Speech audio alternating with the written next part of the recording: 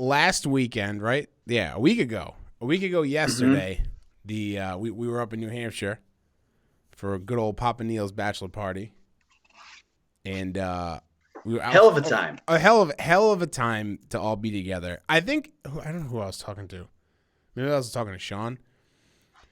It has been such a long time since we've all been together, and for anybody who's fucking ready to jump down our throats, we all got tested. We were very safe. It was a very small group of us, very small, select group of us. It had been so long since we've all been together like that and been able to just kind of like act normal. It felt perfectly normal, I think, in the moment, but then coming home and like not being like, oh, we can do that next weekend, like totally sunk in. Yeah. And that was totally weird. But anyway, the Bucks won the Super Bowl also while we were up in New Hampshire, and that was a fantastic time for me. Not only won the Super Bowl, like demolished the reigning champion Kansas City Chiefs. Demolished them. Patrick Mahomes is the god. He's so good. And then they're fucking talking about, the best of all time and the best right now going into the game, talking about Patrick Mahomes being the best right now. He can go fucking walk off the plank. I don't give a fuck. Listen, we crushed them. No touchdowns for this fucking juggernaut. No touchdowns. For this juggernaut offense that everybody talks about. No touchdowns. No touchdowns. I was actually saying to Jen today how happy I am that the Chiefs didn't win. Just like, even if like they could have played the fucking Giants for all I cared. Yeah. But I was so happy the Chiefs didn't win. Well, it's because you never hear the end of it. No, you never hear the end of it. You got all these people. Even after they lost, it was as much of a story about him. I don't know how you can qualify it as playing well, but playing like he did and losing than the Bucks winning. Like that, they got equal amounts of coverage. Like, I actually saw something online that his QBR, which is like the quarterback rating that you're judged on. It's an easy number to judge a quarterback in one game or over the course of a few games or a season or even their career to how they played. His QBR in that game was lower than Rex Grossman's QBR against the Colts. Bad.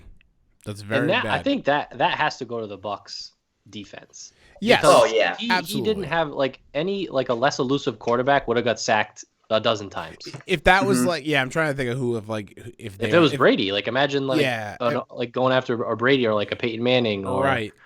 Even someone like a Jimmy G who can move around, but if it was Josh Allen, he would have been sacked a ton of times because Josh Allen can move, but like he moves in the pocket like Big Ben. He can't run away from you, but he can run. You know what I mean? Yeah. It's a different type of mobility.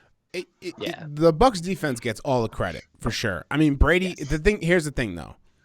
Brady comes in and he changes the mindset of the entire organization. That's where it starts because the Buccaneers, like for so long, coaching changes, GM changes, personnel changes, quarterback changes. I mean, almost every single player on the roster since the last time we've made it to the playoffs is different. And it doesn't matter who you bring in or who leaves or who you get to like run the team. They were just a bum organization. I'll say it. Like they were the type of team that shoots themselves in the foot and gets 200 yards a game in penalties, dumb and not like not like questionable penalties, but like false starts, encroachment, holds, shit like that. That is just total. Like if you're a winning franchise, you don't do things like that. I've said it for years. And that's one of the things, like when Brady got signed, I was very nervous because, Brady has his accolades. It can never be taken away from him. But the Bucks could easily just continue being the Bucks. And no matter how good Brady is, that he could just, the Bucks could sink the ship with him on it. And it wouldn't have mattered. And I saw all the people online saying 7-win team, doesn't matter. Even if they make the playoffs, they'll be out in the first round. And it was just great. I mean, every step of the way, like I was talking to Ryan, like, I watched the Redskins game by myself because if they lost to the Redskins, I couldn't be with anybody else. So I watched that game by myself. Then I watched, all the rest of the playoff games with Ryan and then you guys at the Super Bowl. But I was like, okay, we beat the Redskins, but we're going into the Dome next week. Like, there's no way we're gonna beat Drew Brees. And then I knew they were gonna beat Drew Brees. And then Drew Brees had our numbers twice this year already. At that point, we beat them, And then I'm like, all right, this is great. Like, and I this is one thing I said to Ryan. I'm like, hey Ryan, like technically, right, we're one of the best 4 teams in the league, right? We made it to the NFC Championship game because there's no way we're gonna march into Lambeau and beat Rodgers at his own game. And what do? We marched into Lambeau and handled Rodgers like we already did earlier in the season. And then the Super Bowl, I was like, I mean, it's fucking Patrick Mahomes. I saw what he did to the Niners last year, and after the Niners came out so strong. And I think people just like, I know I kept waiting for like the Bucs defense to be a fluke, or like, all right, well, they had one good game. Like Drew Brees is old. It's his last game. He didn't look that good. Then you go in and do that to Rodgers, and it's like, okay, well, that's pretty impressive. But then you're it's like, you know what, Rodgers, they had his number last time. Maybe they just have his number. Yeah, it was unbelievable. But then to do it to Mahomes was wild. The credit.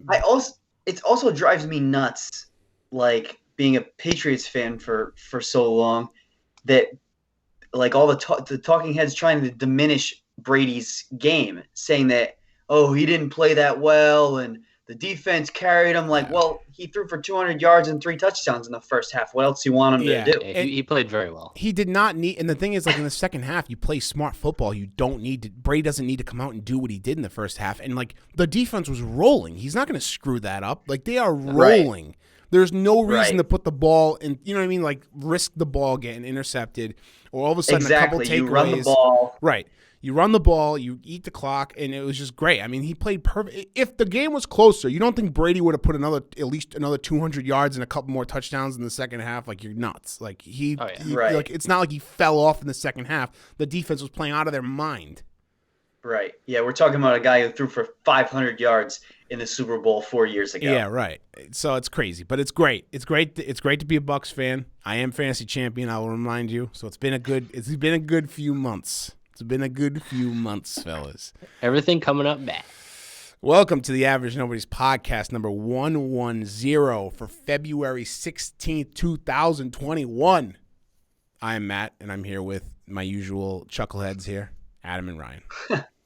I like that. Chuckleheads. This is a good. I'm glad. This is a good episode because we've been off a couple weeks, and we have some good stuff to talk about. So, first of all, you can find us AverageNobodies.com, at AverageNobodies on Twitter. That's the best place to reach us. There he is. Yeah, here we go. The podcast, Average Nobodies on Spotify, on Apple Music. Those are the 2 biggest places. They're also on Google Podcasts and Stitcher Radio, I believe. And YouTube.com/TheAverageNobodies. Another thing you should know about is I am recording live right here from our studio that is open for rent. If anybody would like to rent this studio, you can record your podcast here, YouTube show. We can do live streams. You can do anything you want really here. It's really it's open for interpretation. So if you'd like to rent that, hit us up at Average Nobodies or myself at Matt from RI on Twitter. So celebrity birthdays. Adam, what do you got? So wait, hold on, freeze. I'm sorry. Fuck, where is it? It's time for everyone's favorite game show, Celebrity Birthdays. Who is it? Did you guys hear that?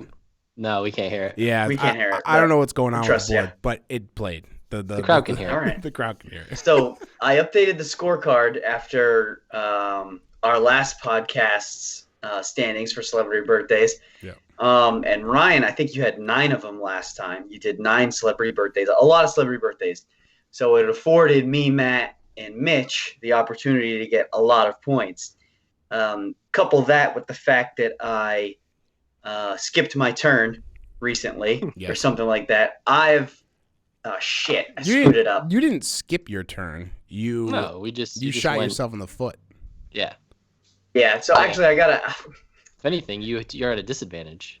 Yeah, I shot myself in the foot last time, but and then when I added the points again this time, I added them to the wrong people. So I'll have to update the standings again later. Okay. It's not as easy as it looks, buddy. This is not a Mickey Mouse show here. This is professionals. This is tough. So I've got 7 celebrity birthdays today. Got a good amount, and they're all pretty strong. You guys should get them all. And then there were some other ones that I thought were kind of reaches. I'm not going to make you guess, but I'm just going to list them off later. Okay. All right.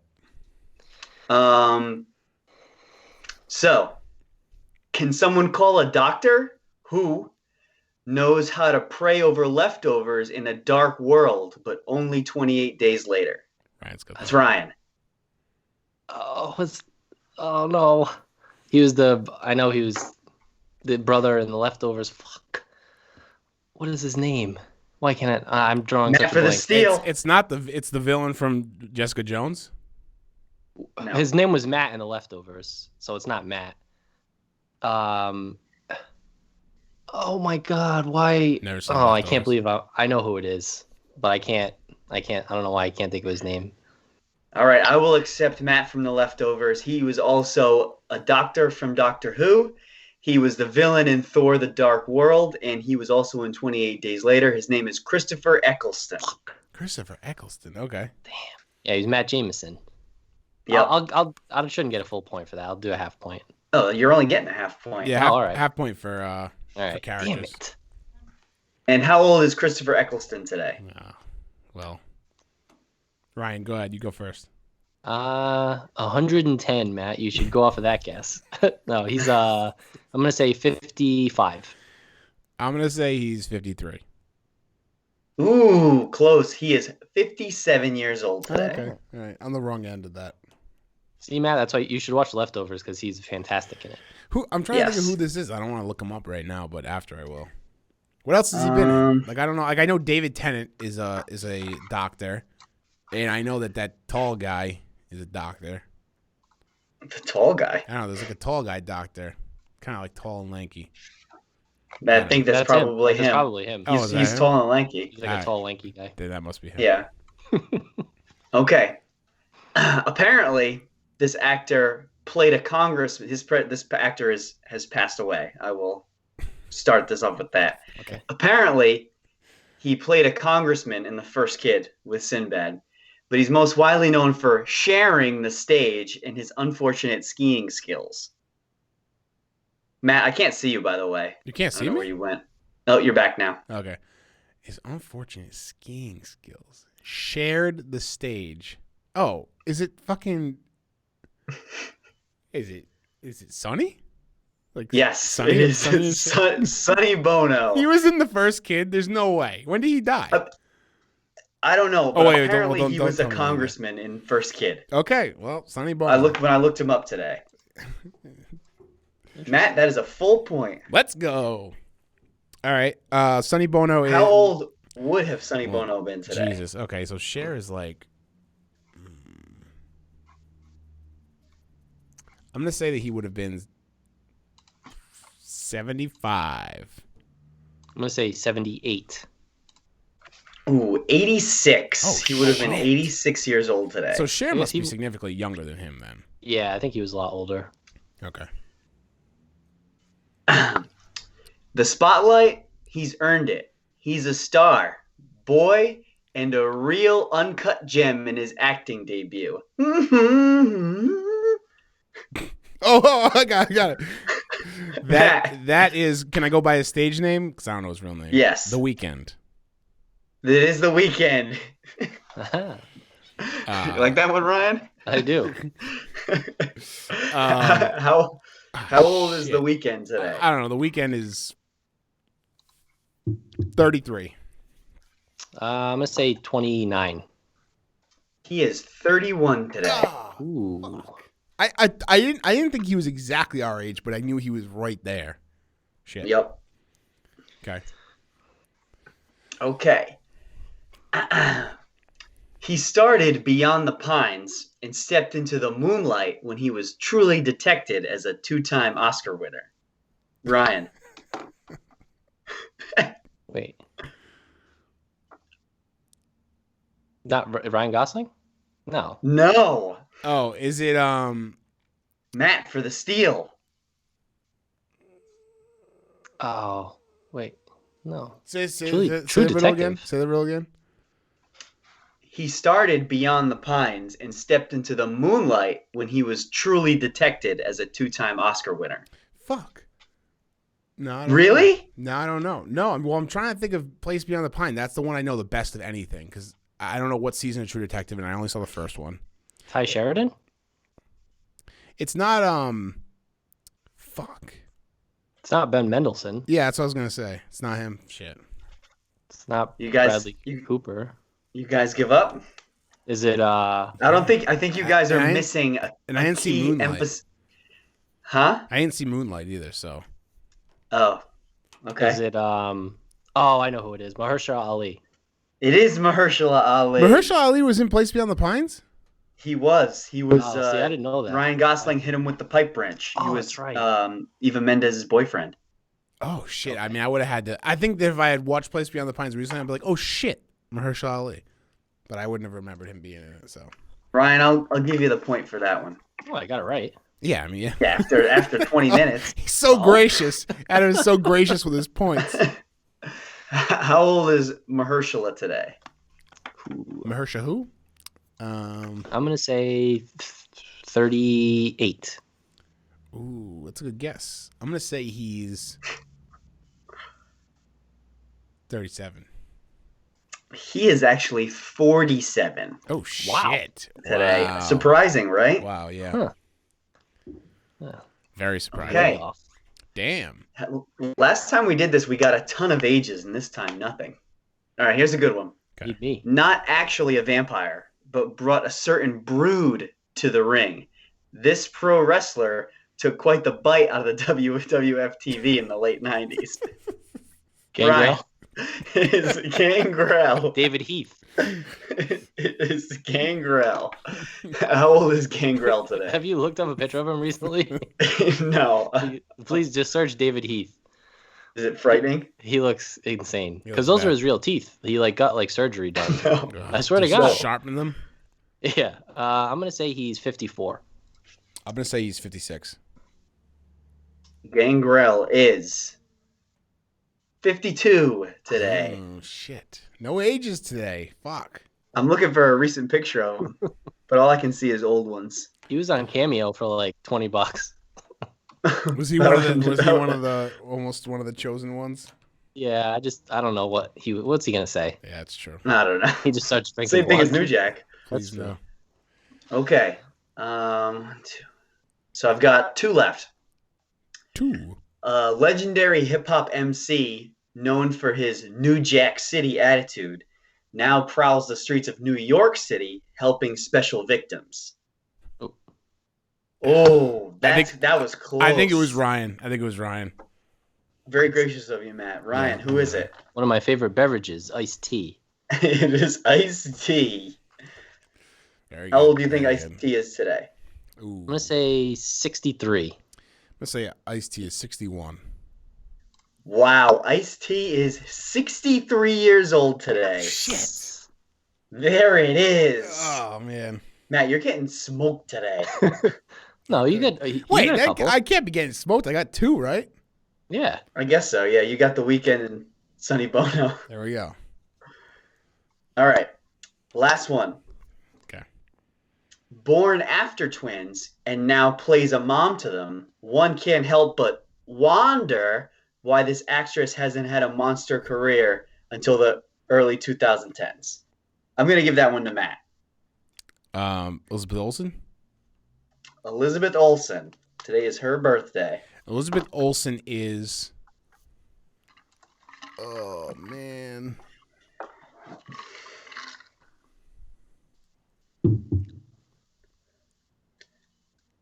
Elizabeth Olsen is 33 years old. That's what I was gonna say. I'm gonna say 34. Ooh, you went the wrong way. She is No. 32 today. Oh, what the? I knew it was fuck? right around there. Right there. Shit. So she is right in our, she is our age. Oh Hey, maybe we got man. a chance. Shit. Some also interesting birthdays Shit. today that I didn't really know how to make their celebrity birthdays list. Jeremy Bullock, the original Boba Fett, was born today. Mhm. Jerome Bettis, the bus. Oh. John McEnroe, They call him the bus. Lupe Fiasco, He and drives a Kim bus. Jong-il were all born today. Very good. What an eclectic day for birthdays. What a day. You know what's Matt? Before you hopped about on, I Sonny was saying Bono to and Kim Ryan that Jong-un? there were some Yeah. extras, and that one of them was like a world leader, and he goes, "Is it Kim Jong Un?" I'm like, "No, but really close." Very close. Yeah. I almost gave him a half a point just for Ryan that. keeps very close tabs on world leaders' birthdays. I do. Exactly. I know everything about them. All right. Very good. And that was Celebrity Birthdays. Celebrity birthdays. Hold on, I'm working on the applause, updated applause. standings right now. All right, let's hear them. Let's hear the updated standings. Wait, even with the ones you that you're fixing. I'm adding them right now. All right. All right, so the updated standings as of today: Ryan in first place with 20, Matt nipping at his heels with 17. Let's go. I'm right behind Matt at 16.5, and Mitch bringing up the rear with 3. Not bad for only being on 2 shows. Not bad. And two of his 3 are ages. Yeah, that's crazy. And being silent for most of the guesses. Right. Yes. Refusing to participate. All right. Let's get into what we're watching. So let's go. Ryan, you want to go first, and then I'll go last, Yeah. and I'm going to go right in the middle. Sounds good to me. So I got a good list, not too long, but honestly, everything I've been watching, I really have enjoyed. So I'll start off with Modern Family, which I'm rewatching on Hulu, and it's so good. Mm-hmm. It's so funny, and it's so funny from Matt. I know we texted about it a little bit, but it's so funny from like the first episode. Like these characters come in, and it's just because it's perfectly cast. But the characters come in like fully formed. They all work together so well. They're all super funny. And it's my first rewatch of it. And I don't think it was like the whole series was never on a streamer, right? Like it was never on Netflix or anything.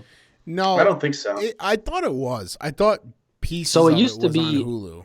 So like the newest season was on Hulu. Yeah, so that's what it was. It was always Right. like the new stuff, right? It was never the full catalog. No. No, but now that like the full catalog's out, like we're halfway through season 5, and there's really like no bad episodes, which is What service is it on?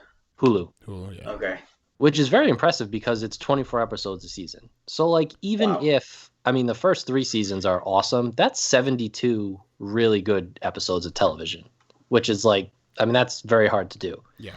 But they're all so good, and I forgot like how many huge, especially once they started getting going, and then they were like, one of the higher rated shows on TV, how many huge guest stars they have. Yeah. Like Kevin Hart pops up randomly as like the Dunphy's neighbor. Yeah. They have like Jordan Peele's in there. Ed Norton is in a random episode. Matt Dillon. Yeah. It's like crazy the amount of cameos they have. But I'm like, we're just having a blast rewatching it.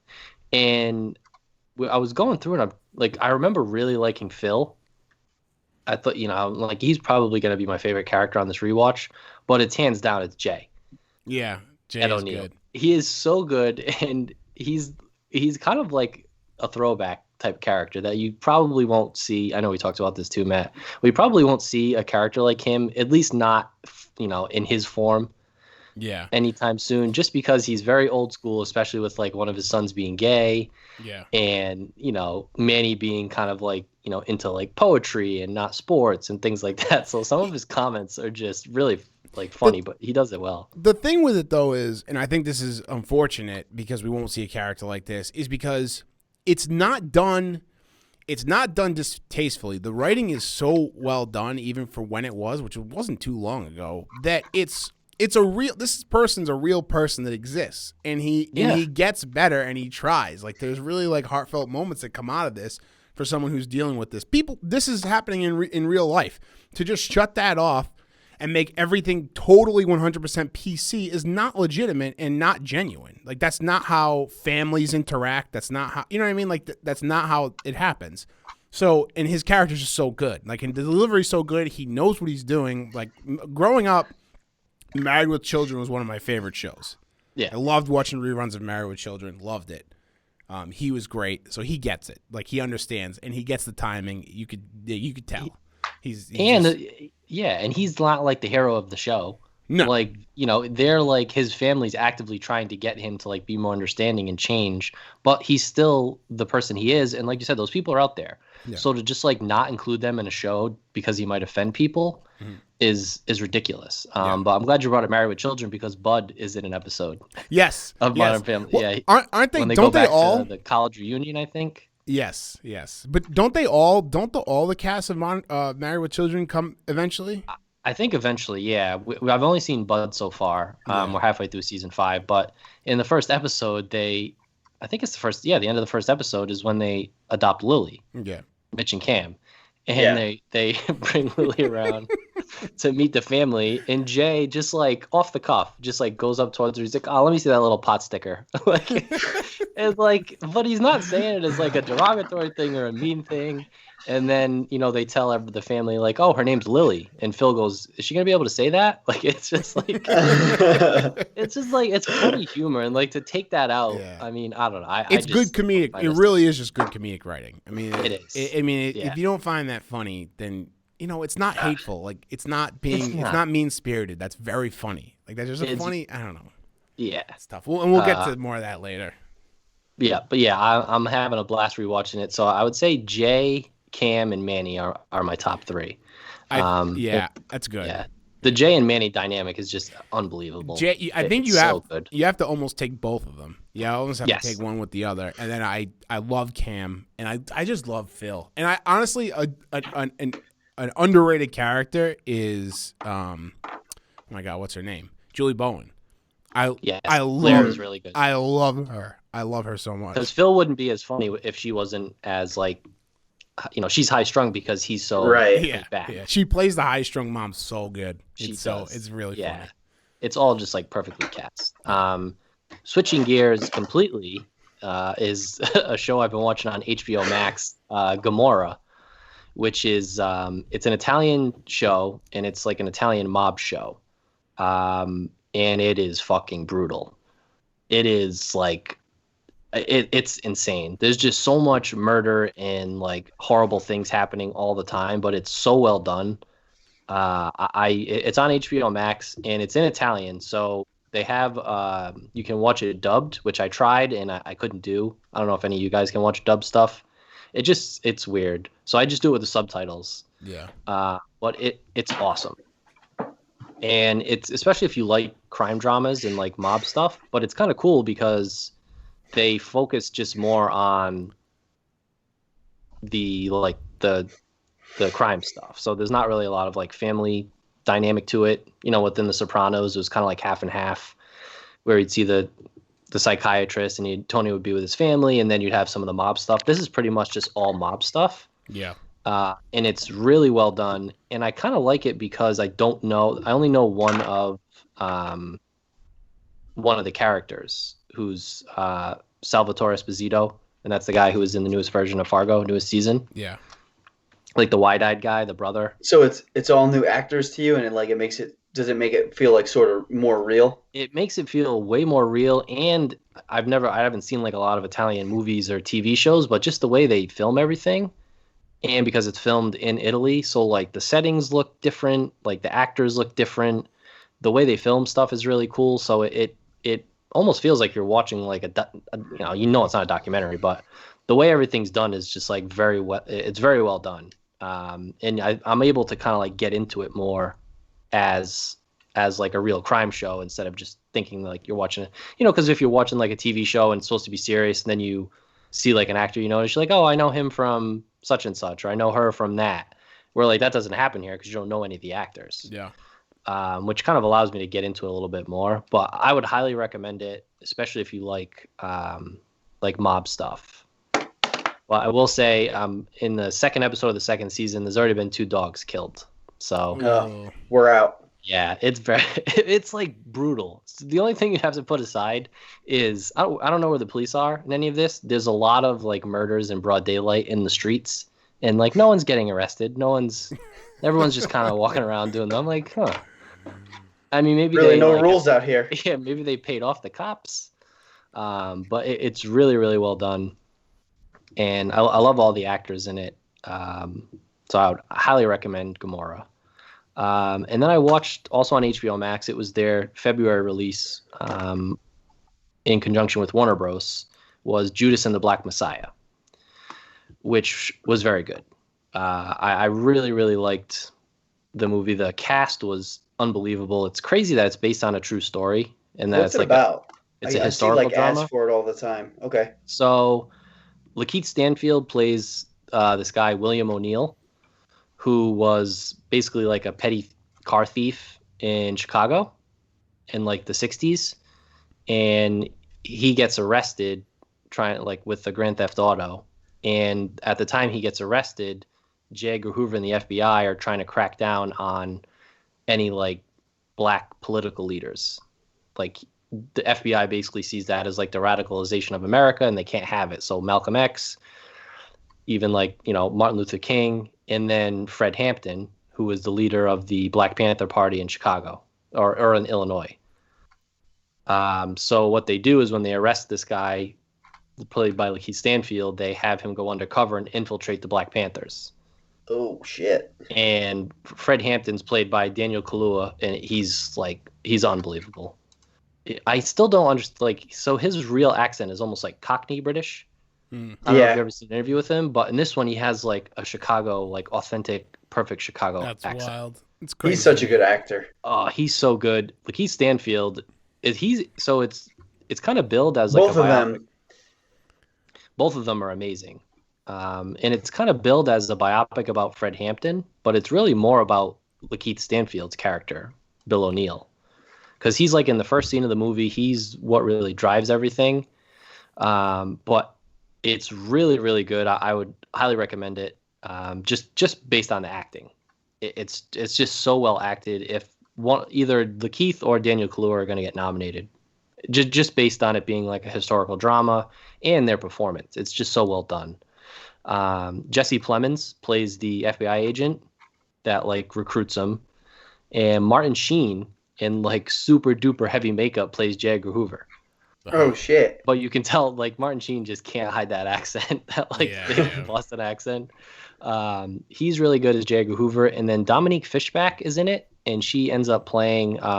So she plays Fred Hampton's like girlfriend / wife, and I don't know if any of you guys have seen Project Power on Netflix. No. With Jamie Foxx and Joseph Gordon-Levitt. So she was in that. That's what I recognized her from. But she was really good. So she plays this. She just like lives in Chicago, and she goes to one of Fred Hampton's rallies and gets like inspired by him. Ends up joining the Black Panthers, then ends up becoming like his girlfriend and wife. But the true story of like Fred Hampton and what the FBI did to him is just so tragic. It's so sad how they basically just, they kill him, but it's crazy that they were just able to like get away with stuff like that. And it didn't happen that long ago. Like this was the late 60s. Yeah. But definitely recommend Judas and the Black Messiah. And then sticking in that time frame, I watched One Night in Miami, which was Regina King's directorial debut. I don't know. Have either of you guys see this? No. What is that on? It's on Prime. Okay. I've seen the ads for it, but I haven't watched it. So it's really good. And it's actually takes place in the same time frame. It's supposed to take place in 1964, and it was Muhammad Ali, or at that point he was known as Cassius Clay, but he was having a fight. He was fighting someone in Miami, and James Brown, Sam Cooke, and Malcolm X all went to the fight, and that actually really did happen. They were all at that fight, and then Regina King like reimagines it as they all like shared this hotel room in Miami after the fight and talked about like what was happening with the world. Malcolm X at the time was trying to recruit Cassius Clay to become a Muslim, which he does, and that's why he becomes Muhammad Ali. And like Jim Brown is currently like the best football player in the country, but he's obviously still dealing with racism. Sam Cooke is like one of the top musical acts in the country, but he's dealing with racism because, his record label will only put his music on if he sings like happier songs, but he wants to sing more like Bob Dylan and sing like, segregation songs and things that talk about the struggle that, black people are going through. And it's another like very, very well acted movie. Leslie Odom Jr. plays Sam Cooke, and he's my favorite part of the movie. Leslie Odom Jr. is just so good. And he looks just like Sam Cooke too in the movie. But I would highly recommend One Night in Miami too. It's another it's a historical drama, although this one's a little more loose with the truth than Judas and the Black Messiah. But it was really good. Nice. And then I'll finish it off with something I actually watched last night, and it was the Free Britney Spears documentary. Yeah. Wild Oh yeah, stuff. how was that? Wild Jen stuff. wants to watch that. We were gonna watch it the other night, but we weren't in the mood for something that sad. Yeah, I mean, it was sad, but it's kind of hopefully like getting better for her. But for those who don't know, the New York Times has a documentary series on Hulu, and they pick a different topic for different episodes. So like their first episode was on police brutality. They do one, I think, on climate change, but the most recent one was on Britney Spears and her conservatorship, which basically has her father in charge of her person and her estate, which is insane. Yeah. And they have like old like assistants that used to work with her, like old friends, and then they have like journalists talking all about it. And it is a sad story just because of how young she got into like show business and everything, and how she was going through so much when they put the conservatorship on her. So it is kind of sad. But I didn't realize that she was like 17 when like her first record came out. Yeah. And it sold like 11 million copies. And then all like the real life footage they have of her with like the paparazzi going crazy on her. Like she couldn't breathe. She couldn't move around at all. Yeah.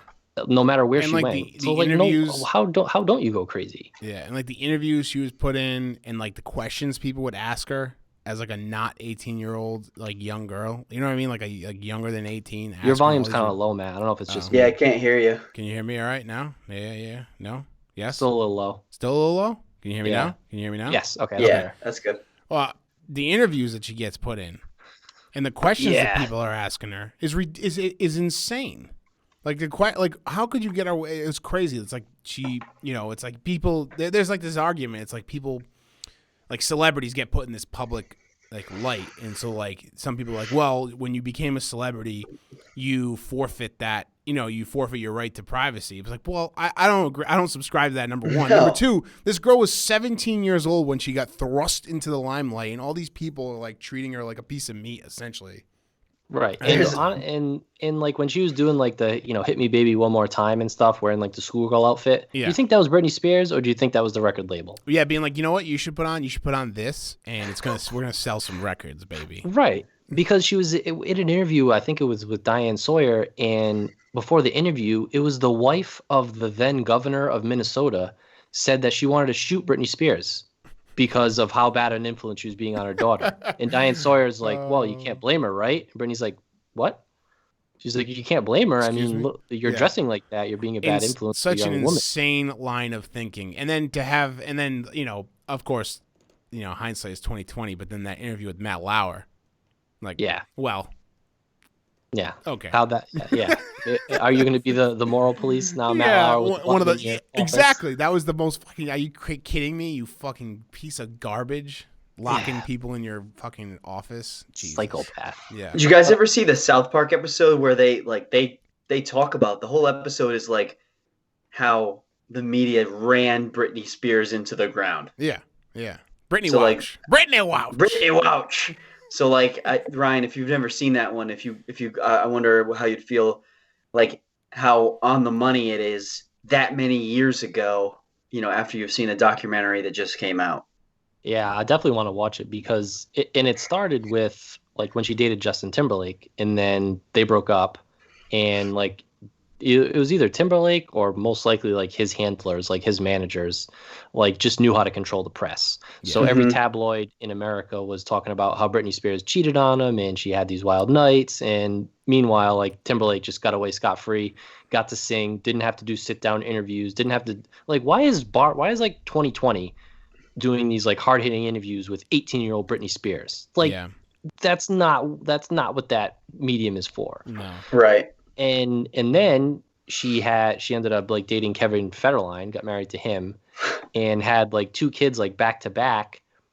After the two kids, they got divorced. He wanted sole custody rights of the two kids. Meanwhile, like her mom like wrote in her biography that like Britney was suffering from postpartum depression, which is like a very common thing, especially after having 2 children back to back. So has postpartum depression. She's dealing with fame.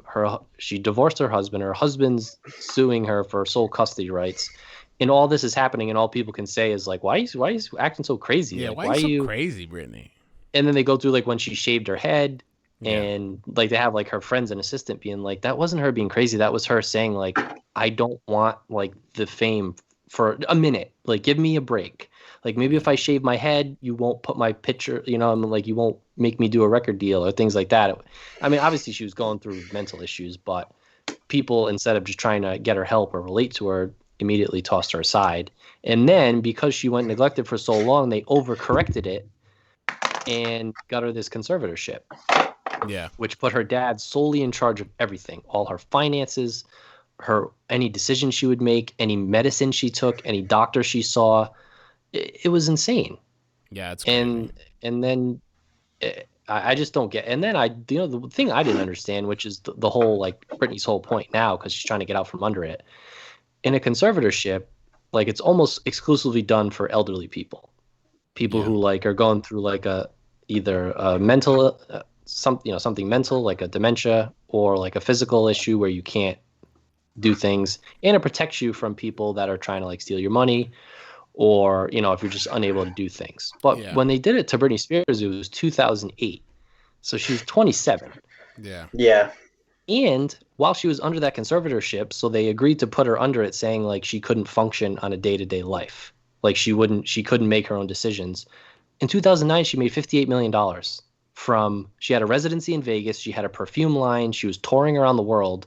So how can she like not make her own decisions, but also be this very fully functioning like adult pop star? Yeah, massive success. Yeah. So, and I guess she just when the documentary came out last month or so, she won in court where they didn't drop her dad as the sole conservator, but they added a bank, like I guess whatever bank she has her money in. So they're also a conservator, which she wanted to have happen, just so her dad didn't make the sole business decisions, because she said she won't perform. She won't do a new record. She won't do anything until her dad's not in charge, because he's the one who would like benefit from it, while she would have to put in all the work. There's also not a lot of legal precedent for these things, because like you were saying, it's usually dealt with elderly people, and usually the only way that these things end is when the person dies. Yes. And so like there's not a lot of people that have gotten out from conservatorships, not because they're just being held against their will and that's it, like it can't be changed, but just because this doesn't happen that often. No. And so like you said, like 27 years old is insanely young to be doing this, and like still be of sound mind and body for the most part. Right. They should have like put her money in a trust or something like that. Like not a conservatorship was such like an extreme reaction, and to like solely appoint her dad, who like they did not have a good relationship. They were pretty much estranged. Yeah, that's crazy. Yeah. So I felt really bad, but I'm hoping that she at least gets some type of relief from this. And because I mean her music's good, and like obviously with 2 young children, you want to see her live like a normal life and not have to like be under the watchful thumb of this controlling guy. So yeah, we'll see. But I would definitely recommend. It's only an hour. It was really, really, really well done. Yeah, that's what I've been watching. So you want to go to the Matt? Adam, you go. I'll finish off. Or Adam. Yeah, I got a quick list. So I've been continuing my rewatch of Workaholics, and right now I'm in the territory of episodes that I've never seen before in season 6, and they're really, really funny. Like I watched one the other day. It was called Death of a Sales Dude, and basically like they were the telemarketing group that they work for. They started selling like women's products instead of men's products, and the 3 guys don't know how to sell them. So like Jillian and 2 other women in the office like become salesmen, and like Jillian like harasses Blake in the bathroom and like calls him a bitch and makes him do all of her dirty work and stuff. It's really funny. And Adam like is just loving it. He loves all the attention of like being Alice's personal assistant. So that like the last few that I've watched have been really funny just because I've never seen them before. He actually just popped up. He's a good recurring character in Modern Family. Adam. Yes. Yep. He is. Yeah. Let's see what else. What do I want to do next? I've also season 5 of Riverdale has started. I've watched the first 4 episodes. Love me some Riverdale. I'm trying to get Matt back on the wagon. You off My the last wagon, Matt? update. I'm off the wagon. I fell off the wagon hard, and I'm just watching it go away and catch on fire. I gave Matt an update last time. So the most recent episode that I watched did a time jump, a 7-year time jump, which the show desperately needed, because like these kids were in high school, but they like owned businesses, and you know was having a boxing match with the mayor, who happens to be ran gangs. Ran gangs, like ran bars. It was like they were basically adults. So like being in high school was secondary. So now they've just gotten rid of that, which they like desperately needed. And so what happens is like the main character, Archie, he joins the army, and then 7 years later, you got to go back to Riverdale now. You got to clean up the town. And then his ex-girlfriend's dad's still the mayor. He's running the town with an iron fist. He ran it into the ground. One of Archie's best friends is his lackey now. Like one of the characters is a drunk of a writer. One was in like a Clarice situation in an FBI training camp, and another one works at a jewelry store, but like has a controlling husband, just like her dad is to her mom. So I got Full circle. now it's more of like a a 20s drama rather than a teen drama.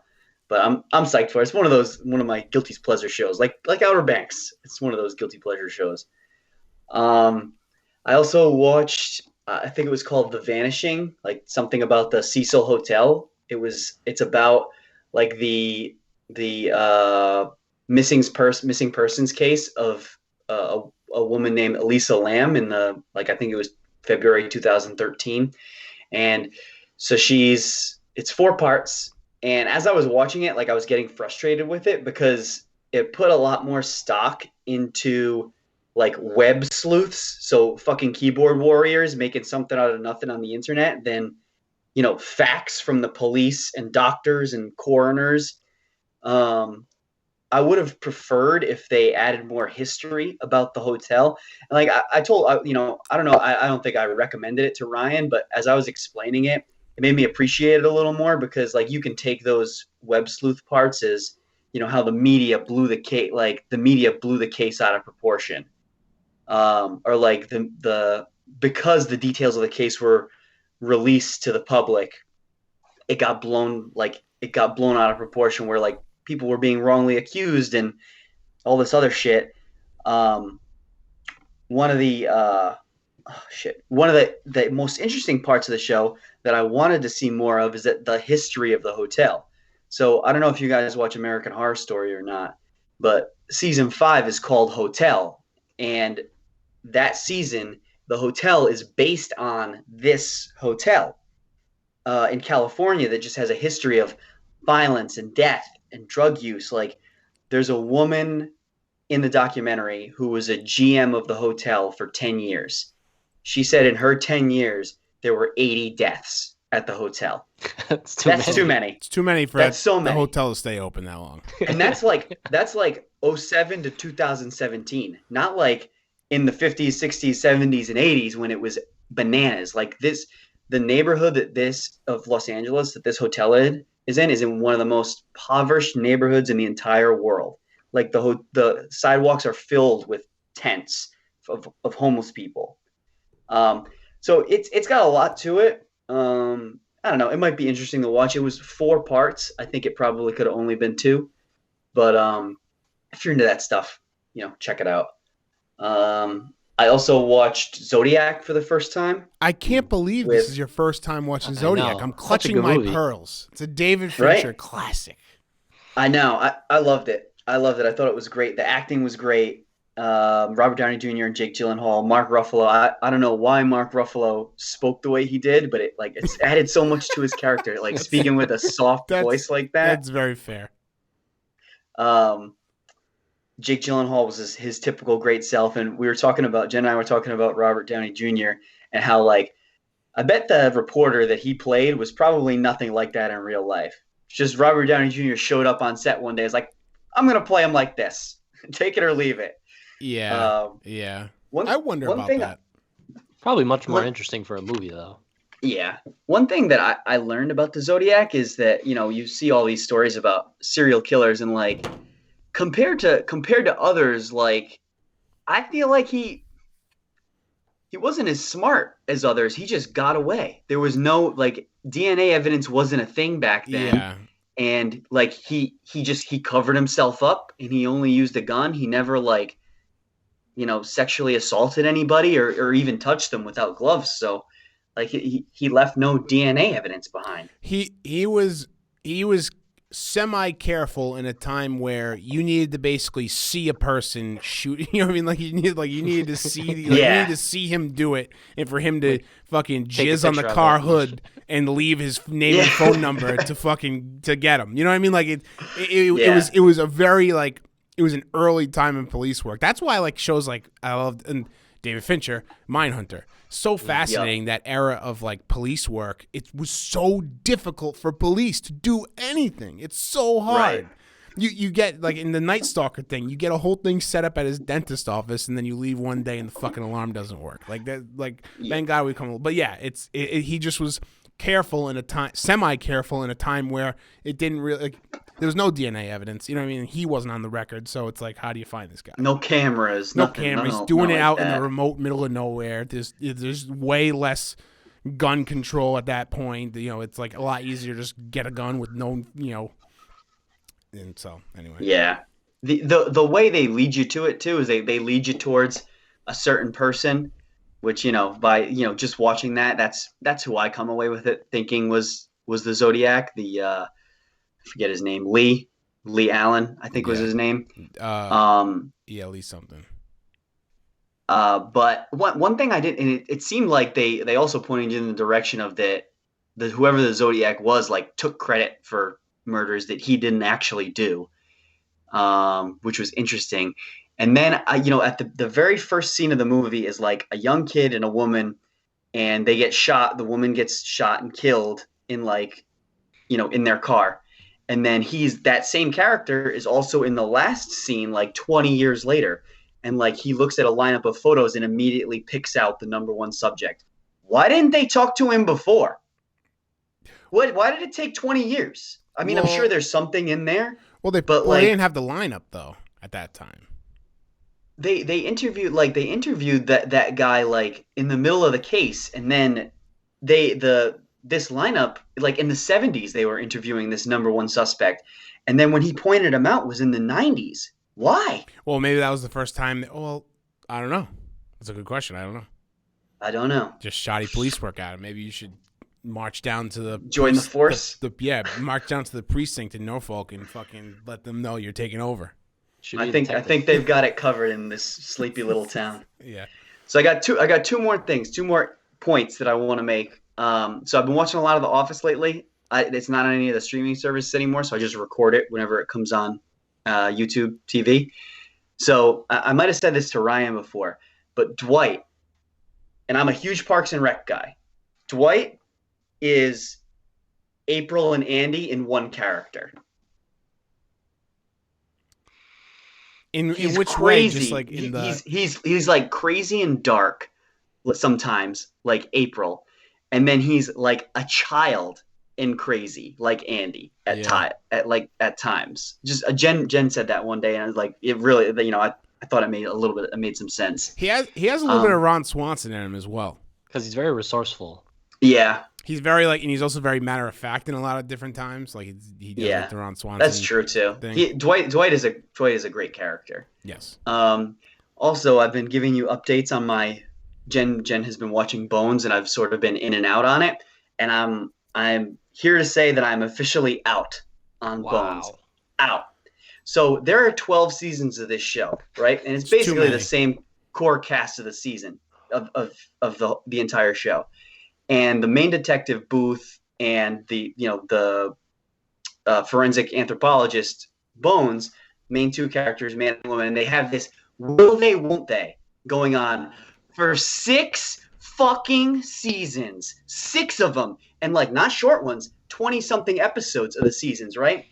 And then at the end of season 6, some crazy guy is like trying to kill the woman, Bones, right? And so Booth says, and the crazy guy kills like another one of their colleagues. So the FBI agent Booth's like, no, you're gonna stay at my place tonight. And I'm like, all right, here we go. Like it's going down tonight.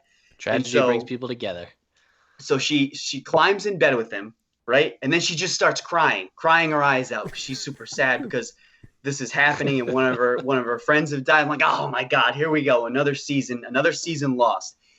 And that's how the scene ends. And then the episode like progresses. I think it's a 2-part finale. And at the end of the episode, she tells him she's pregnant. Apparently they got together and had sex. And you don't get the payoff. There's no like romantic payoff between the two of them after 6 seasons. So I'm done. It's fair. Wait, so they don't even show them get together? No, they don't. That's stupid. She tells him that she's pregnant and it's his. And then the next season, she's like 7 months pregnant and they live together. Oh, it's quick. Yeah. And I guess I get one part because they've already had such a relationship that like the feeling out process is gone, but like, which I can get past, but I needed to see some of the consummation. Or something. Yes. Yeah. Thank you. Yeah, no, you need that. You can't just come back. Maybe I'll hate watch it. No, don't hate Ryan. It's 250 episodes. Yeah, please don't. Please, that's a lot of time. I will tell you though that the one nice thing about that show is it's on Hulu, no commercials, even with the cheapo version. Pretty nice. Yeah. It's nice.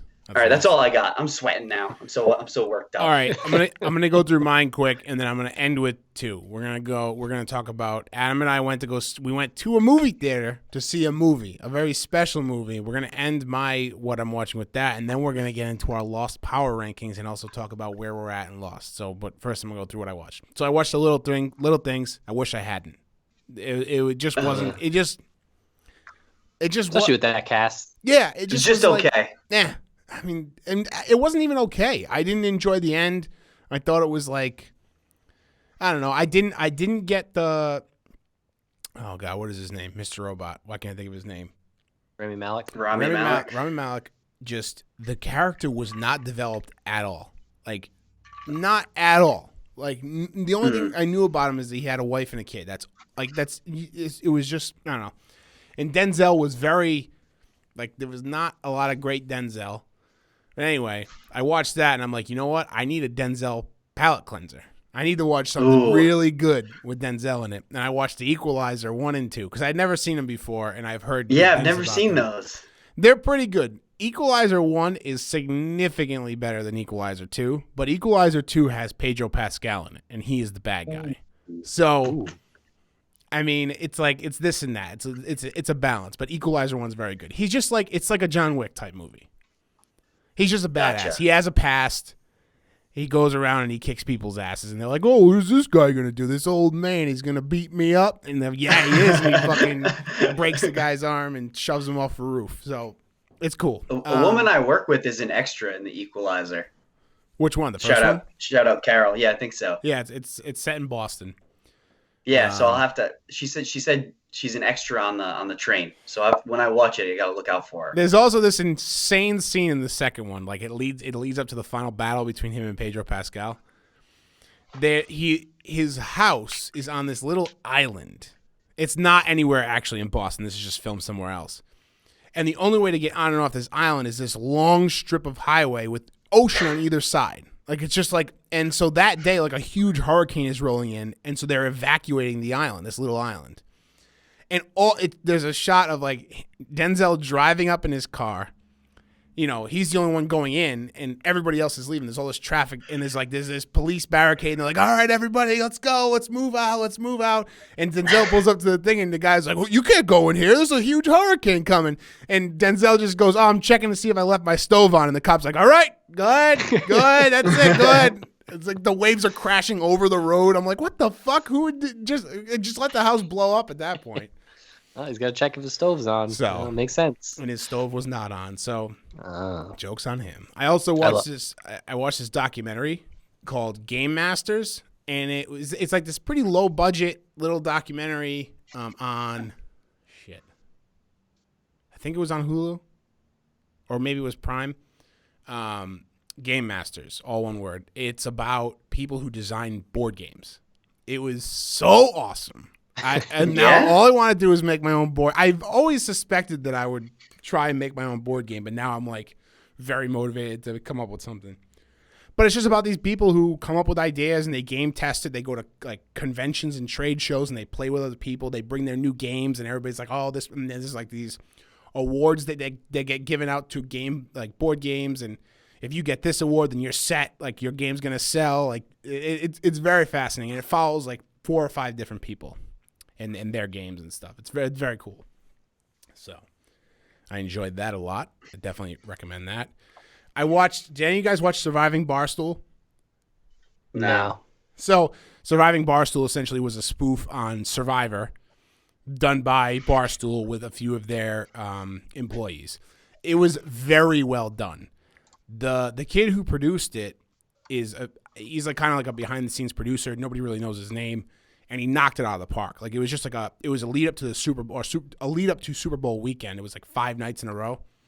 And it was just a lot of fun. Like I was watching, Neil was watching, we were texting back and forth all the time. It was just like good. They had a challenge every night. You could like find an idol, and like the people would sleep in the Barstool office the whole time, except until they got voted off. So it was interesting. If you're into like Barstool stuff and you're into like the Barstool characters, there's a few in there that was funny. That's one that Tommy won. Tommy yeah, Smokes? Tom Scabella. Yeah, Tommy Smokes won. He's like, but he's also he's a noted like Survivor addict, and he always said that if he ever was on Survivor, he would win hands down, and he like smoked everybody. He absolutely played the game the right way. It was awesome. He just smoked everybody, and he won $10,000, which is crazy. Oh wow, Nice. Yeah. So and they did that, and now their next thing they're doing, they're starting to do like more of these like little like reality show, game show things, and like the next thing they're doing now is like their first big season of Jenga, where they have teams entering in a Jenga tournament, and they do live streams all day, and the winner gets $10,000 as well. So that's coming up too, and that's really funny content if you catch a good teams between like Frank the Tank, the big guy. He'll start yelling and screaming, and it's the weirdest body of any human in existence. Yeah, it's just good stuff. They do a really good job of producing it, and they've come such a long way from the videos they used to make. And I've been watching Modern Family as well. I'm still on season 1, but that kind of been like my show that like when I'm doing something or I want to just like put something on, I'll put on Modern Family because I've seen most of the like first like 1 through 4 like seasons. I've seen most of those episodes, so these are all things I remember. So I just kind of put it on in the background. Nice. All right. Adam and I went out to the AMC in the South Bay Plaza. And we saw ourselves a movie. You might have heard of it. It's Lord of the Rings: Return of the King. It was in 4K IMAX theater. It won 11 Oscars. Which one is this in the series? This is the 3rd one in the original Lord of the Rings trilogy, not The Hobbit, not the one with Martin Freeman. Martin Freeman. Yes, thank you, Adam. It was amazing. It was incredible. First of all, it was great so Adam and I head out to the theater. We walk in, immediately smell the popcorn. Now, see, Ryan, we went to go see Tenet, right? Yeah, and they didn't have any. They didn't have popcorn. It was missing that. I was missing that element. So we saw You Tenet. need that scent. Walk in, boom, popcorn. Adam walks up. Full concessions. Full concessions. That's so what nice. do? We had to do what we had to do. We had to get a blue icy. Yep. I had to get my Raisinets. And Adam, explain your Raisinets. Yeah, he offered me the Raisinets in the 100-year-old well, woman? he's like, do you want some? And I didn't know what he had got in the theater. I'm like, what is that? And he said chocolate covered. And as soon as he said raisin, I was like, nah, I'm good, man. I'm good. You have. I those. like those. Or you just get All right. chocolate covered piece of shit. Well, someone has to eat them. So when Jen and I were living in Chelsea, there was an AMC theater like the next town over in Somerville. We'd go there all the time. And I'm an AMC subs member, so I had accrued a ton of points. Honestly, Brian, I had 100,000 points. That's over like $100 in rewards, which is insane, right? So I walk in and I'm like a god when I get up to the concession stand. And so I since then I had gotten a new phone, so I had to put all my apps back on there and stuff. And when I reinstalled the AMC app and signed in the other day, it said, caution, you might want to change your password. We've had a data breach recently, or since you last used the app. So I'm like, oh, all right, whatever. And I noticed one thing weird, that my name wasn't on my account anymore. It said MC Nas, and I didn't think anything of it. I'm like, oh, maybe I did this to be a smart ass, right? And so I had 100,000 points. So I was planning on getting a shitload of free snacks to treat ourselves. I get up to the register. I don't have any points left. Someone fucking used my phone number and all of my points.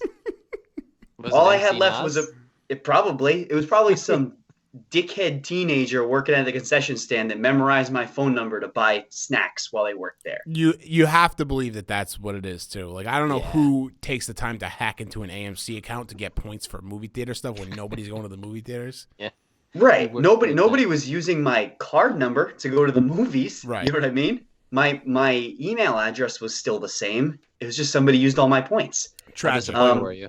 So they gave us a free bucket of popcorn. I still had that left in my points, but I was pretty disappointed in that. Yeah, we had just gotten delicious ramen, so we were both pretty full. So we didn't really pretty stuffed. We didn't make a dent in the popcorn, but the popcorn tasted so good and it smelled even better. It was just the icy went down smooth. Oh, so good. So anyway, the movie. It's a 4K. So Lord of the Rings just did, or a few months ago, they did a 4K remaster of those movies. They look radically different from even the Blu-ray versions. Like they're recolored. There's new scenes added. All this stuff. The new scenes added from the extended versions into like the theatrical one. It was awesome. That movie is incredible on its own. To see it on the big screen again, like I don't really remember the first time I did see it in theaters, but I don't remember the first time I saw it. But this was just like, it was just amazing to see, and it was a great experience. So I remember seeing it the first time.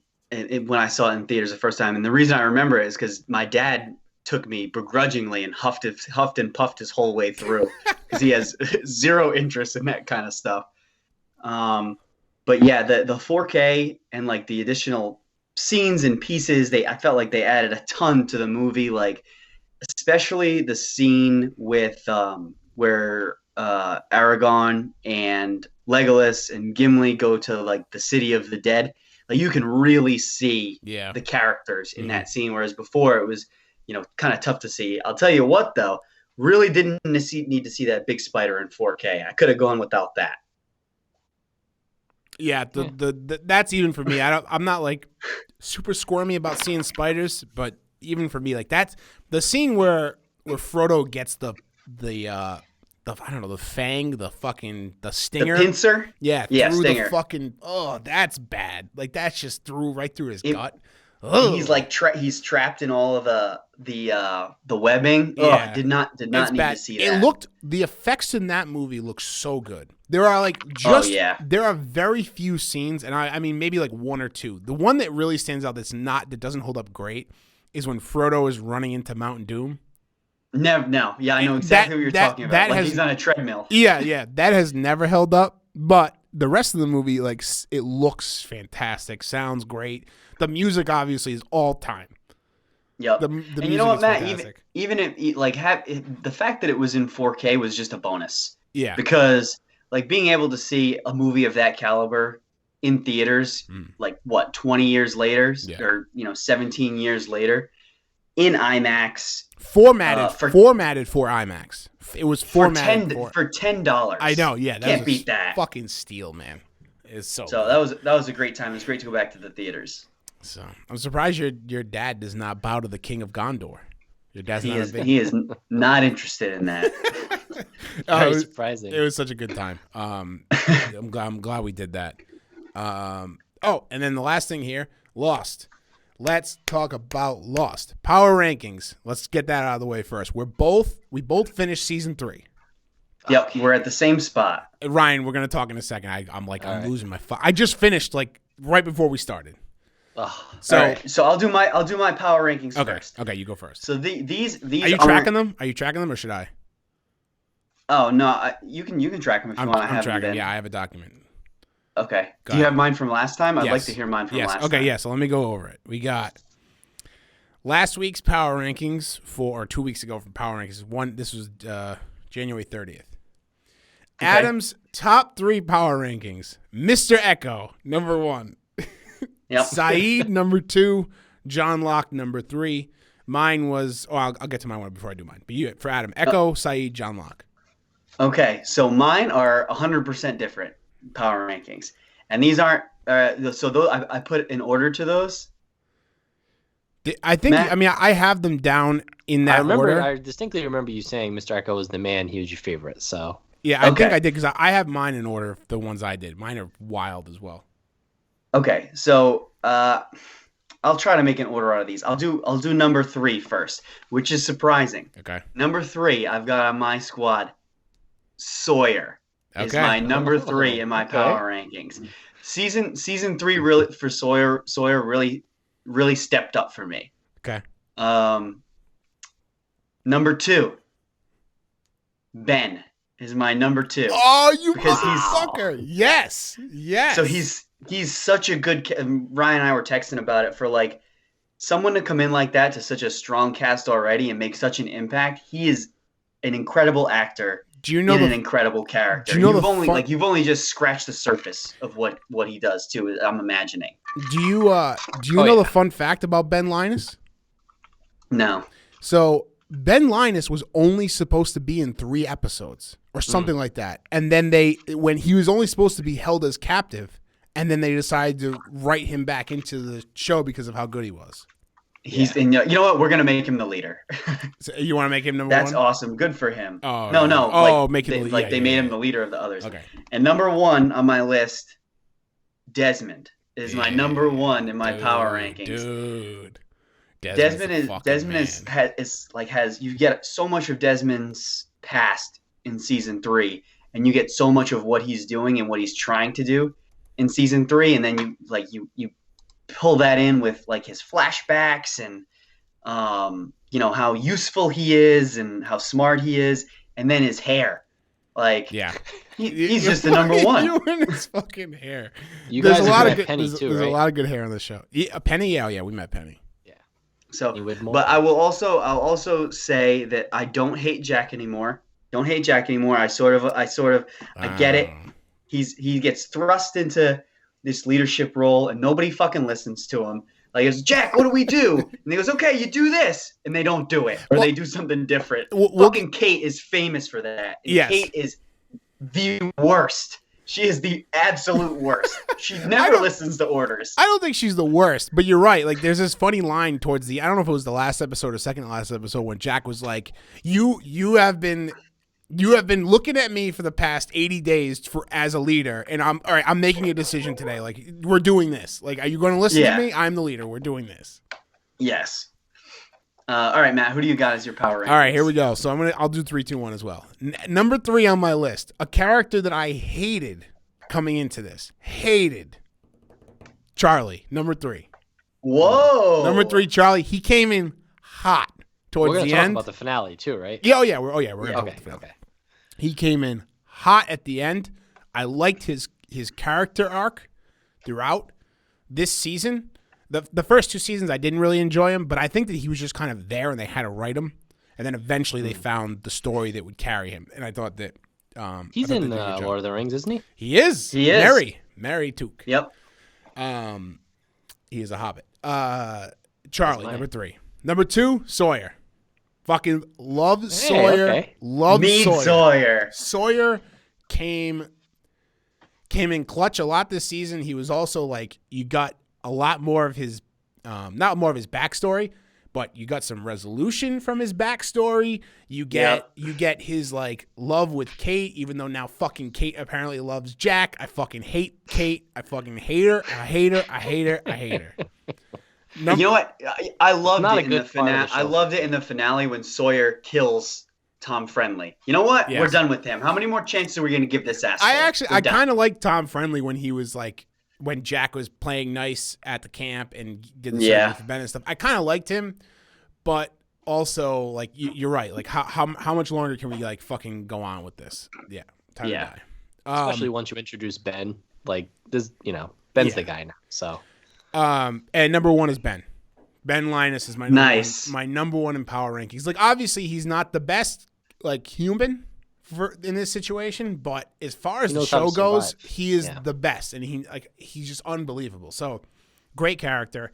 My honorable mentions are Hurley and John Locke. So John Locke has been up my, like, he was my boy in season 1 and a good part of season 2, but like halfway through season 2 and most of, like, and halfway through season 3, he was a real bitch. And then he started coming back around towards the end of season 3. Yeah, you're not wrong. You're not wrong. He's climbing again, but I couldn't get him in. Sawyer deserved that 3rd spot. Be honest with us now. Are you hating on John Locke because he's bald? No, I'm not. Seems like the hair has a lot to do with it. The hair weighs a lot. It weighs a lot. But not because he's bald. Noticing a trend. I hate Kate right now. I hate her. I think it's just she's, first of all, this ping pong match they had this season. That's one of the things about this season I did not like. Is like, oh, we're at the beach. And we got captured. We're at their camp. Oh, we got released. We're at the beach now. We got to go back to the camp and get Jack. Oh, they released us, and we got to go back there and get them. We got to go here, and then we got to go fucking to the tower, and then to the fucking Pearl, and then to the fucking... I'm like, listen. And then they're talking... And then the thing that bothers me about it, it's like, fine, if this is a small island. They're talking about... They're in the... Desmond, Charlie, Hurley, they're in the woods looking for the parachuter, Naomi... which we'll get to, and they're talking about, like, she's dying. They're like, go get Jack, and they're like, he's a 8-hour walk one way. I'm like, what the fuck? How are they just walking for days on this island? Like, are they just when they're going to places like it's a week? How have they only been there 80 days? Saeed is criminally underused. First of all, Saeed should be fucking in charge. Saeed should be in charge. I would agree to a degree with that. I don't think he has all the characteristics of a leader that would work for the island. Because if so, he would just everybody would just be torturing and like holding everybody at gunpoint.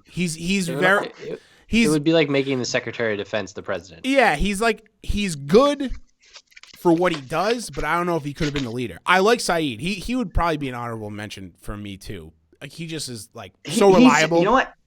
Maybe I just feel like he's not in it enough. You know what I mean? Like, he's got too many skills to be. He's just underutilized. He's also one of the few main characters that you never question his intentions. Right. He always is like, honest. he's always is like, John Locke, what the fuck are you up to? What the fuck are you doing? John Locke, what the fuck are you doing? Why are you doing this? Why? Why are you lying? I know you're lying. Also, Lost loves this, like, it's not a crutch because it's so good. It's like, they love the almost like the, you know how at CSI Miami, they used to have like the stingers where it would be like the guy with the sunglasses and he'd take off the sunglasses and he'd like say a line, like a cheesy line. They love that. It's like, oh, well, why isn't Jessica going to meet us? And then they turn around and it's like, because Jessica's been dead for 7 years. They fucking love that. Or like when they go to the radio tower and they're talking to the Russian guy and they're having lemonade and he's like, we've been doing this dance for too long. And then they just start fucking fighting. It's great. Yep. I was bitching to Ryan earlier when you hadn't finished that, like, that sort of last scene when John Locke throws the knife through Naomi's back, Slings and then like him and Jack are in like a Mexican standoff, and like just 2 sentences would have communicated what John needed to communicate to Jack to like try to sway him from calling the helicopter. You know what I mean? Jack, Ben shot me and left me for dead. He told me right before he tried to kill me that Naomi and her people aren't who we think they are. Okay, so I was confused by that. So he told John that? He told John Locke that?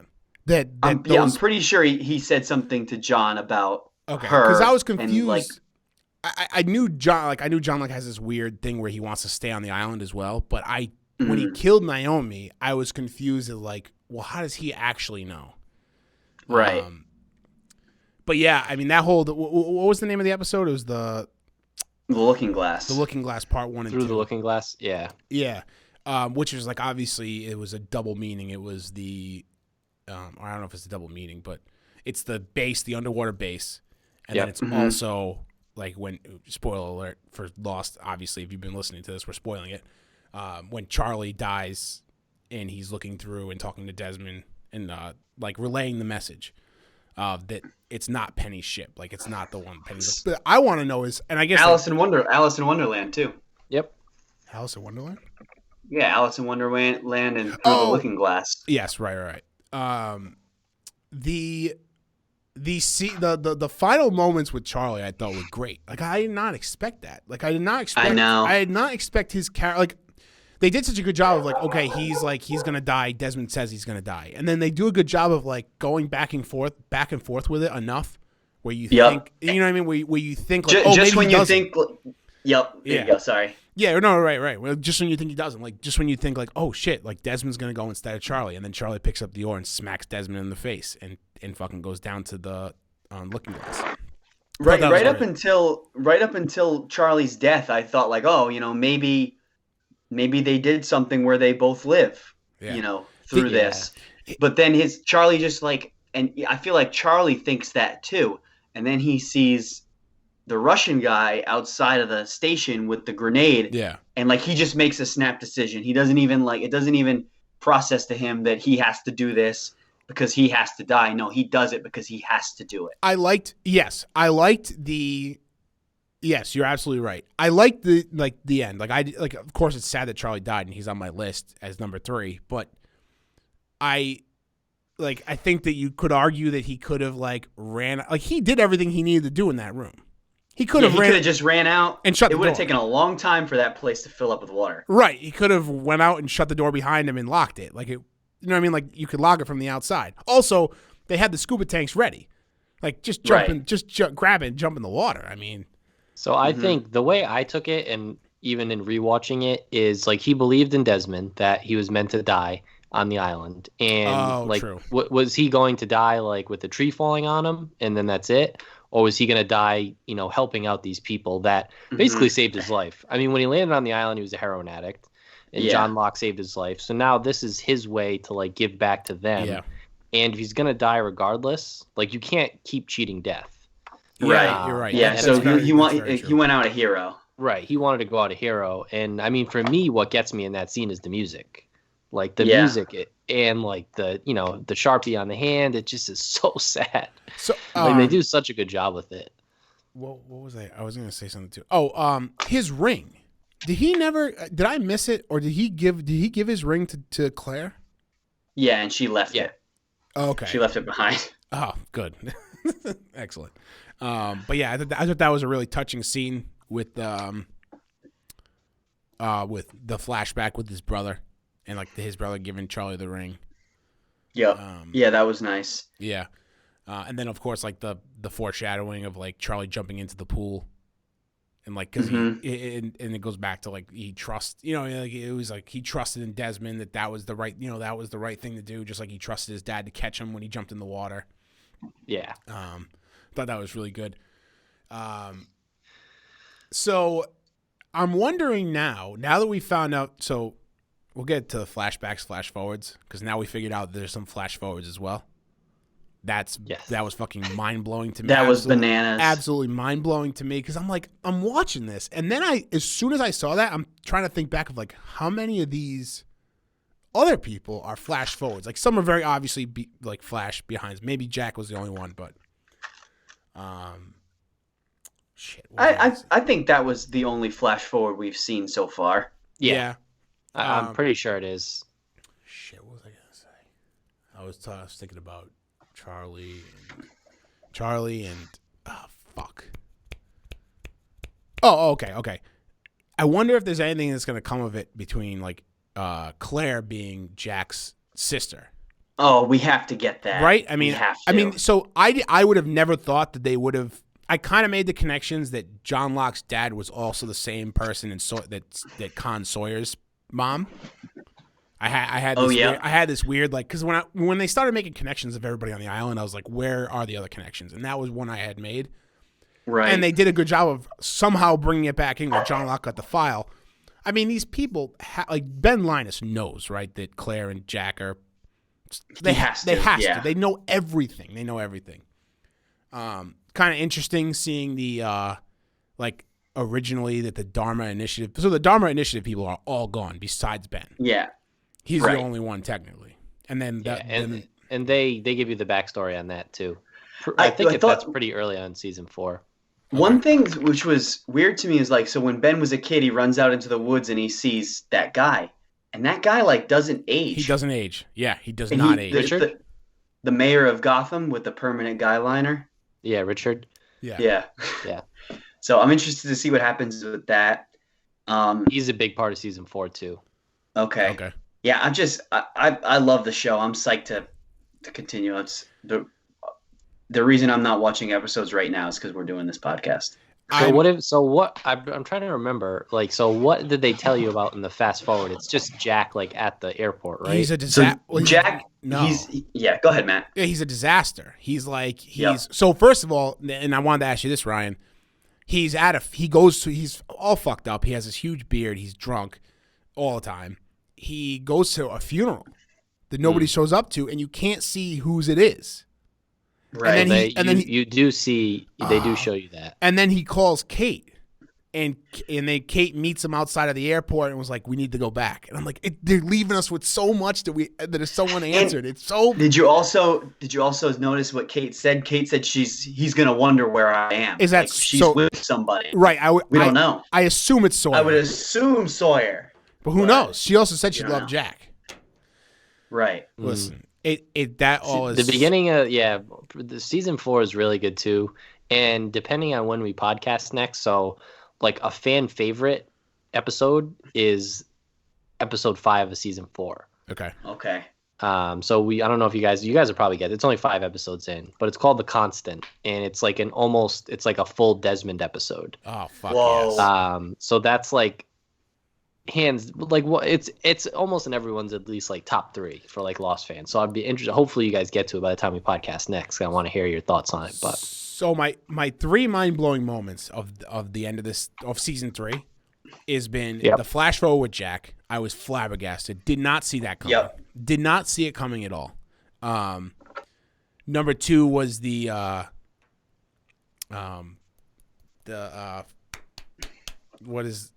Dharma Initiative shit with Ben, with like how his flashback and the switch.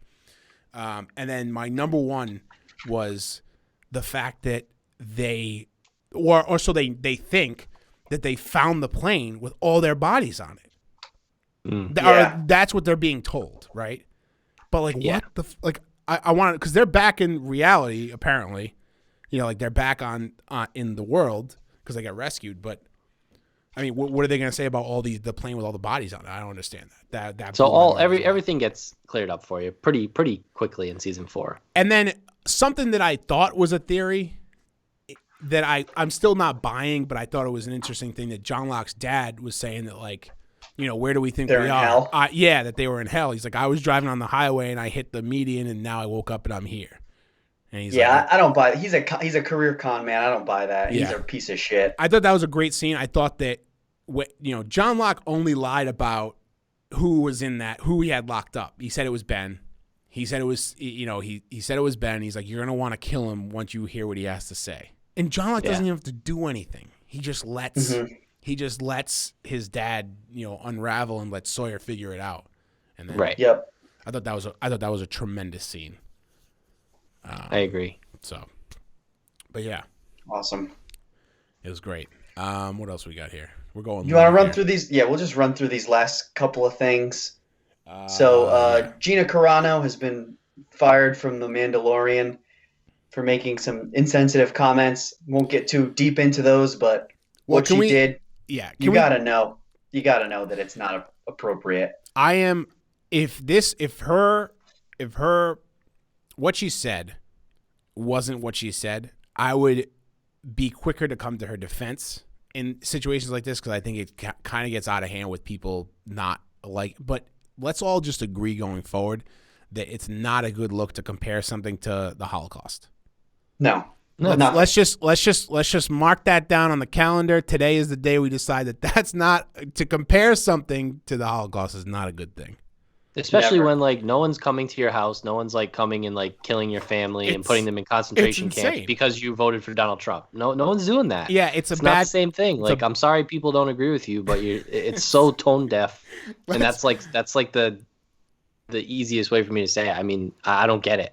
I don't understand why she was surprised, and she works for Disney. Like, yeah, it's ludicrous that you think that you can make that comparison. That's absolutely ridiculous. So, Let's just all agree that we can't make those comparisons, and then we'll all move forward. And you know what? She's a shitty actress. She's really bad. Yeah, she's so, not she's great. terrible. Yeah, she's not terrible. I'm sure they can find someone else. I mean, that's besides the point. But yeah, she was like my least favorite part of The Mandalorian. So yeah. Brooklyn Nine-Nine. It's season 8 will be its last, which is sad. But they've done so many episodes to keep going would be really tough. I need to see a Bruce Willis cameo. I need it. Like, if there's one thing they get, then it has to be that. But I feel like I guess they're in production now. So yeah, I don't know. I'm hoping it's because they just naturally ran their course, and it's not, because they don't want to have like cops that are funny on television. Yeah. No. That's. I agree. I hope that's the case. Especially this show, because I thought they did a good job of like they tackle sensitive subjects. Right. They do a good job. They don't have to. And yeah, I don't know. It's one of my favorite shows. So it kind of sucks that they're only getting 10 episodes to like wrap it up. I feel like that's a rush job. Right. What do I know? It's official. They're doing a direct sequel to Face Off, and I'm going to go ahead and take credit for this because I watched it recently, and probably, me talking about it on our podcast really drummed up a lot of hype to really get the sequel greenlit. Next, it's going to be a direct sequel to Con Air after your drunken live tweet of it. I mean, exactly. If that doesn't get a sequel greenlit, then I don't know what will. That was electric. Announcements, right? What? There's no cast announcements yet? No, nothing yet. But the guy who's directing Godzilla vs. Kong is directing it, so. Ooh. Adam Wingard. He's co-writing it as well. Great name. Wingard? Yeah, I was going to say Wingard?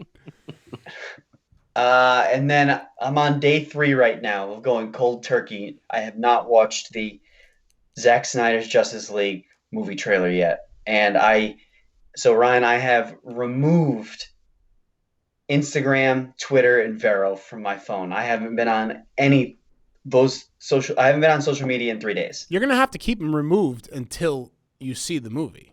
I know. I'm aware of that. It's all I see now. Yeah. See, exactly. I haven't seen anything for it. Maybe I just don't follow the right stuff. Yeah, I think. Well, Adam and I follow the camp that are very sympathetic to Zack Snyder and his cause, and so it is nothing but that on my timeline right now. It's that, and then today they got Adam Sandler put that tweet of him hitting the golf ball because I broke it up a little bit. Yeah, it should have said "Happy Birthday" to Happy Gilmore. 25 years ago today it came out. Yeah, happy birthday! Great movie. Shooter McGavin, did you see him, the actor? He does not look great. Hopefully they didn't have to pay him $250. I know, right? That still blows my mind. Nuts. Adam, I am proud of you for doing that. I could never do it. I could never be in your shoes, but I will be here when you eventually break. When is this coming out, this movie? March 14th. There you go. Soon. Oh, Valentine's Day. Nice. Hey, it could be my baby's birthday. Could be. Wow, what a day. Hopefully not. Hopefully it's much sooner, but... Little baby Zack Snyder. I mean... You have to. I have to. You have no choice. Wood Fogarty. I'm in charge of the birth certificate, so it could be anything. Either that or Cyborg. Cyborg Wood Fogarty. Oh, Ryan, what did you do? Cy. You can call it Cy. Yeah. Little Cy. Hey, Cy. Hey. I got this last thing on here, but I'm going to save it for next week's cold open because it's pretty funny. Okay. All right. Well, that's it. Average Nobodies podcast number 110, February 16th. At Average Nobodies on Twitter, AverageNobodies.com, Average Nobodies on Spotify, on Apple Podcasts, and, of course, YouTube.com/The Average Nobodies. You guys have anything else you want to add? That's all I got. All right. Cool. All right. We'll talk to you guys soon next week. Lost Power Rankings coming back, season 4. Need it.